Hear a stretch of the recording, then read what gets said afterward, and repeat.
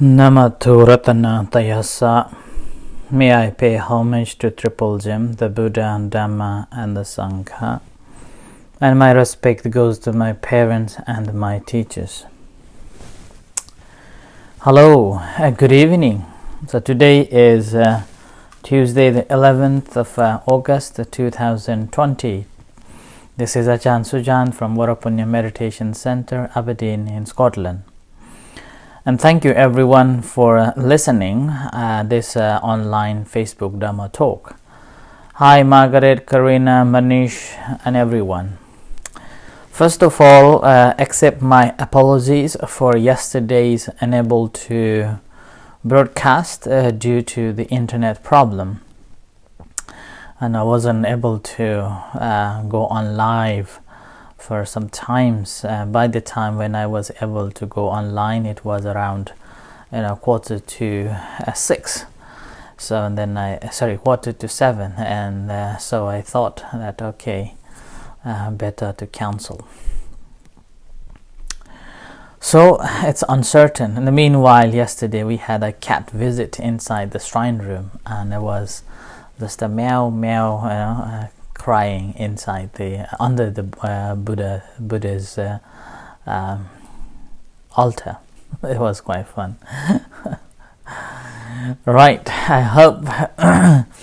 hope that you all having a wonderful time of this moment of a few days of sunshine, and tomorrow will be another beautiful day in Scotland, in Aberdeen. And I heard that in London it's quite warm these days. So we are also having a warm weather around in Aberdeen too. Yeah? So enjoy. In the meanwhile, the number of positive tests for the coronavirus in Aberdeen is still increasing. So making sure that whoever is living in the Aberdeen city, be mindful as you go out, and be mindful of social distance, and that's really important. Now, some people may think that their immunity system is greater and they can resist the virus, but meantime, your presence, you can be a person who is spreading the virus to other people, those whose immunity system is not great.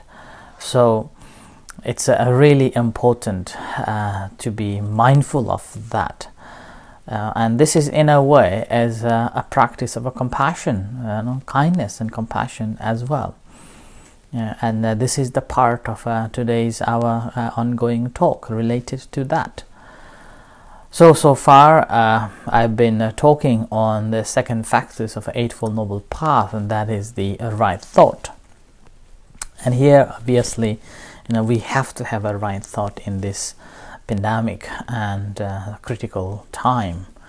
Without having a right thought, then it can cause a lot of trouble to all of us.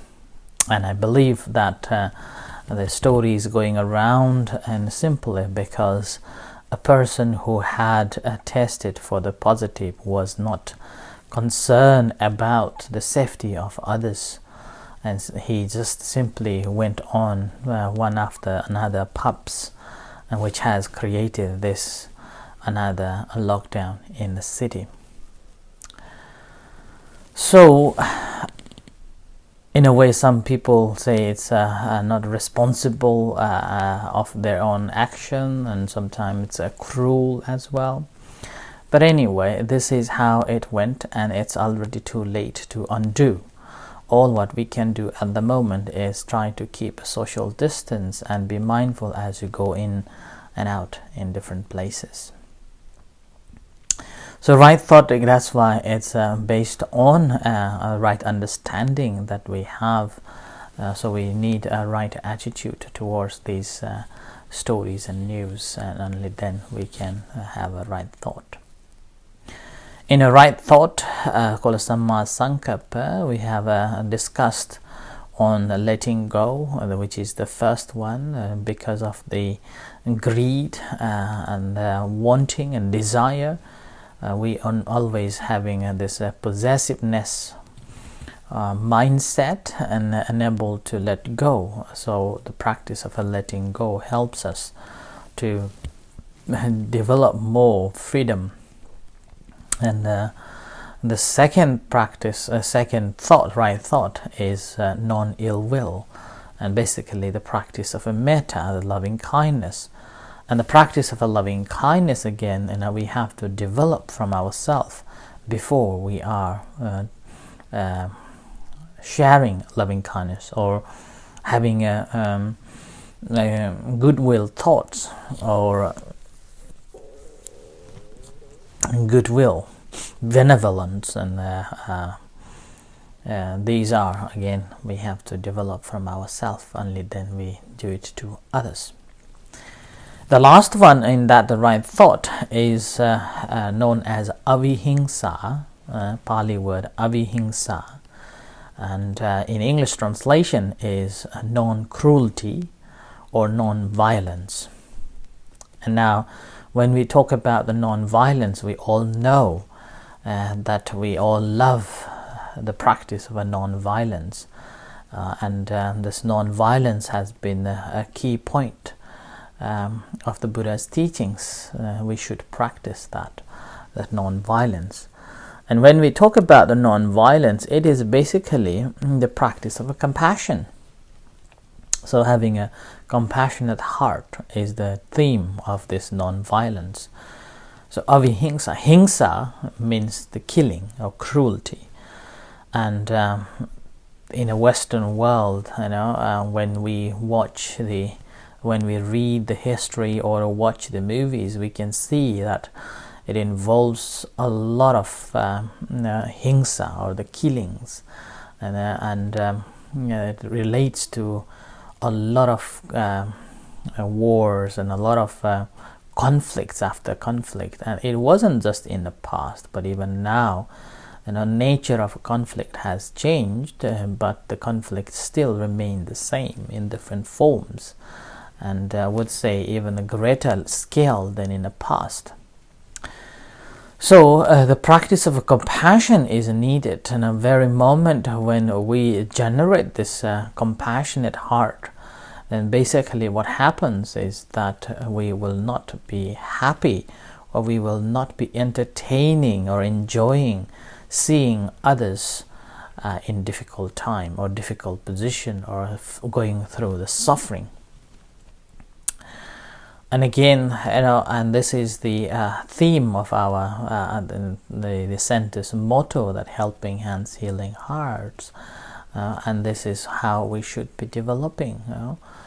And compassion, again, normally people think of other people, and thinking of others and feeling the sadness and about it.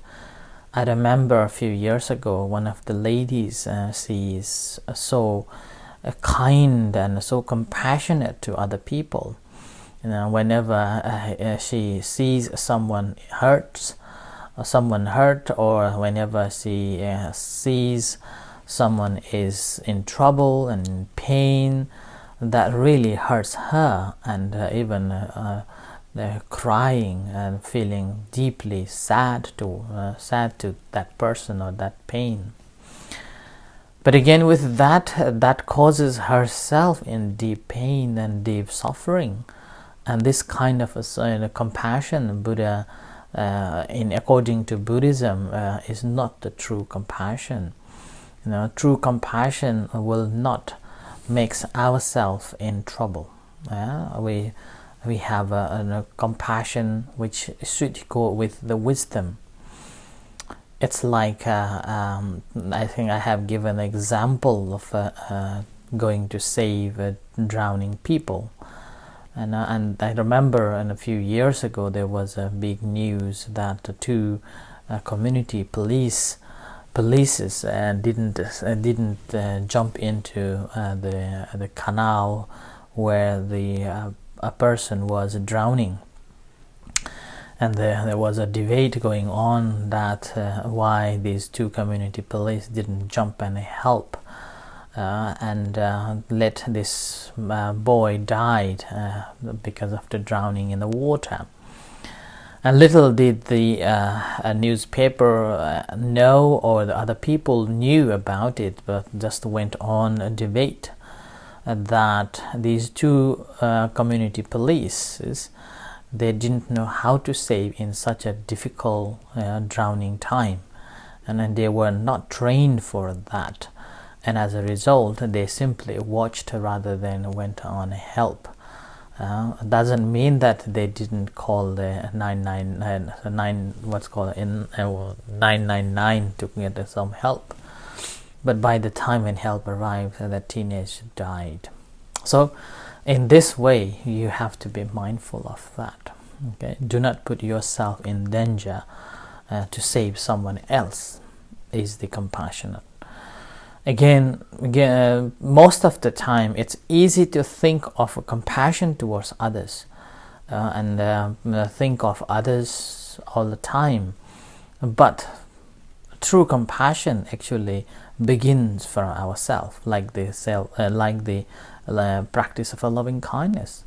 So true compassion also comes from us. Sometimes people think that you have to give away your selfness or yourself, but put others at front, and that practice is again as a violence, violence or cruelty towards yourself, and that's not a good one, right? And that's also aversion towards yourself, and that aversion causes a lot of harm. And then it will makes you feel unworthy, it will makes you feel basically in a negative form of your mental state, and that is not the right compassion. Okay? And that is basically you are punishing yourself, that is basically you are violent towards yourself mentally. And again, there are so many examples of torturing themselves by different ways, in different forms, simply to feel this satisfaction or a sense of a compassion. And even sometimes people do a lot for others, hoping that that is the compassion, but forgetting their own self. Forgetting sharing a compassion or being a compassionate towards themselves, and that's also form of himsa towards themselves, not avihimsa. So, and in this way, a practice of a compassion, that's why the very moment when you become a compassionate to yourself, then that moment you also being compassionate to others. Okay? So if you haven't prepared, or you are not strong enough, and you think of others, then you cannot help others. Or let's say you are not capable of looking after your own self, then how could you think of others to be in safe and you can help them? So helping yourself is the primal important before you're helping others. And there is a classical example given by one of the very famous meditation master in America. What's his name? His name is Gunaratna, and he has got the Metta Center in America, and is one of the very good prolific writer as well. And he gave an example for the self-compassion that the general practice of a compassion that like a firefighters. Firefighters, they will not jump into the fire to save someone else before they are equipped or before they are fully trained to do so. So firefighters basically spend times after times, so many hours of a preparation and learning and all the techniques, all the measures, and also not just the measures and the techniques to go into help in the fire, but they are also fully equipped they have protective clothing, gas, and boots, and helmets, and everything. And then, despite of that preparation and despite of their trainings, and every day they will go through that, all the equipments and all the measures again and again. In the meantime, when the time comes that they have to go and help, before going into that scene again, they will check through all the measures again, whether they have wear the cloth properly or not, whether they have put the helmets or not, whether they have got this proper covering or not. And once they are fully covered, and only then they will be ready to go into the fire and help someone else.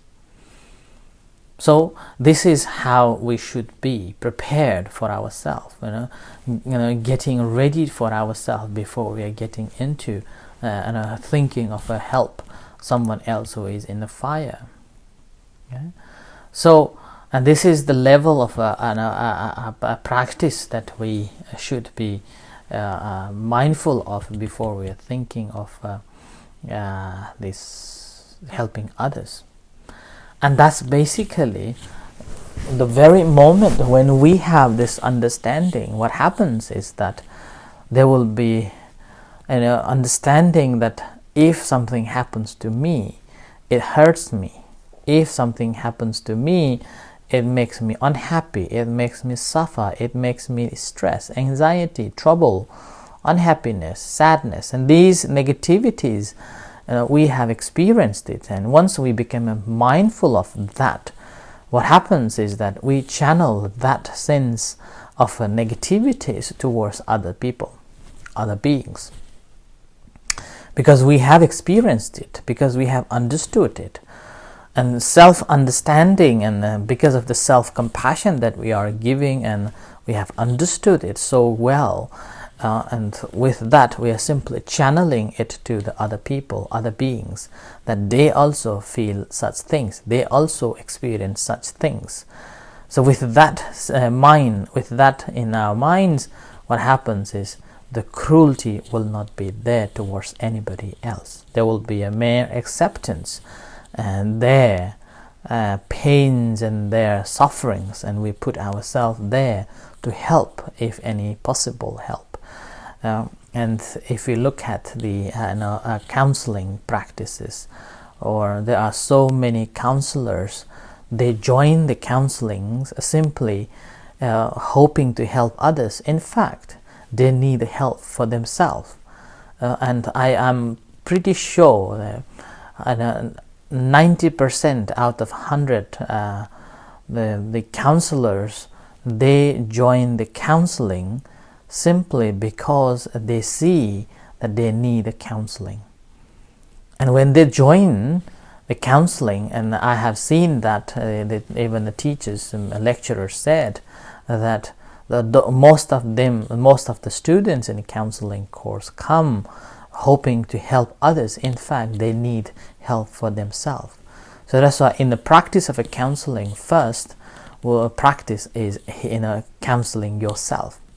And with that, what happens is empathy creates and become an empathizer, and then you become a good counselor, and an ability to put yourself, or ability to listen someone without any judgment, without any identification or anything at all. You will be simply there to help others, and that's because you have gone through. And that's the practice of a self-compassion. And this is the compassion. And that moment, the cruelty again against someone else, that basically just disappears. It just goes out of the sudden, once you have fully understood. But again, this is, as I said, if you are doing it because thinking that others are more important than yourself, is the aversion towards yourself, which is not the good one. And we have to develop the self-compassion. Once we have fully understood ourselves, become more compassionate to ourselves, then we will be able to channel to others, and that's become a pure compassionate practice, because you have fully understood and you are trying to understand others' pain, and you are putting their shoes and then trying to solve the problem. In the meanwhile, there is a second way of second compassion, is that when you go and help, basically putting yourself with a greater or a better than someone else, then that is not a true compassion either. That is basically expression of your pride or ego, and with that the compassion won't be a true compassion. And that's the reason why there are some social in Facebook, I have seen some pictures that giving a donation or giving a dana to the homeless people or poor people once in a lifetime probably, or a year, giving a one, and then taking a picture and making a fuss about it, that I have been to this and there and given this donation to that person and this person, like that. So this is also not a compassion but a pride. So the practice of a non-violence, or this ahimsa, is basically in this way to understand that developing a compassion towards oneself and then to others. Once we have developed this compassion towards oneself and others, automatically there won't be a sense of cruelty towards anyone. Violence automatically will disappear.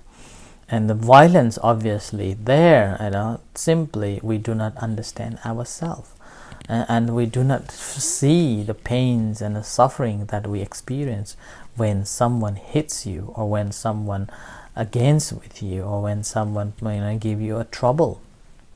So, in this situation, violence increases.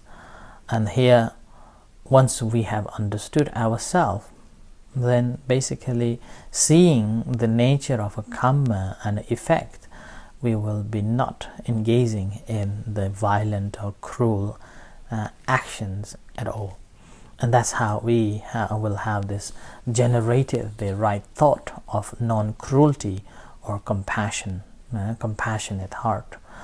And this compassion, particularly in Tibetan Buddhism, being the primal or essential part of the practice. And once you have even studied, if you have studied the Tibetan Buddhism, then they will emphasize on compassion more and more, and even they have a sense of a practice of compassionate development, or compassion practice, and something like that. So this became an essential part of a Tibetan Buddhism. And there is a beautiful story how deep or how great the compassion practice is in Mahayana Buddhism, is that one of the monks was going back home, and this monk saw a dog with the what's called some insects in the dog, and that is causing not dog was ill and couldn't walk away. It was so pain, and this monk saw that dog is in pain and wanted to help, and he thought that, oh, if I take this insect from the dog, then this insect might hurt, and if I put it on the ground, insect might die because of nothing to soak the blood. Likewise, and then he thought that, okay, I better not to kill the insect, and then he simply cut one of the flesh, put it on the ground, and he used his tongue to take this insect out of the dog and put it in his flesh. So that sort of a extreme the compassionate practice, and which we cannot practice because we have still this desire, this still kilesas persisting. So compassionate practice is not easy work to do. And in the meantime, when the Buddha was young, and even that time, he was so compassionate heart that he went on and helping the swan. The swan was hit by his cousin, and simply he went and helped, and like that. So this is what compassion is. Important is that we have to practice the self-compassion before we are practicing compassion to others. So we do not put ourselves in danger before we are helping others. So that's why Buddha said that we have to check ourselves whether it is beneficial for ourselves, or whether it is beneficial for others, or whether it is beneficial for both. If that's beneficial for both, and only then we can take it as the good one. So I end today's reflection talk by one very beautiful word spoken by the Buddha, is that investigating the whole world with my mind, never did I find anyone dearer than myself. Since oneself is dearer than others, one who loves oneself should never harm others. Okay? So this is the words of the Buddha on this compassion. So I end here for tonight's talk, and thank you everyone for listening. And with this, may you all be well and happy and stay safe. Take care. May the Buddha Dhamma bless you. Buddha Dhamma Sangha bless you for well-being and end of all the suffering. And thank you. In a few minutes, we will have an evening chanting and guided meditation. We'll see you in those chanting and guided meditation. If not, then we'll see you tomorrow at the same time, 6:30. And if you cannot come, you can follow in YouTube as well. Until then, thank you and good night.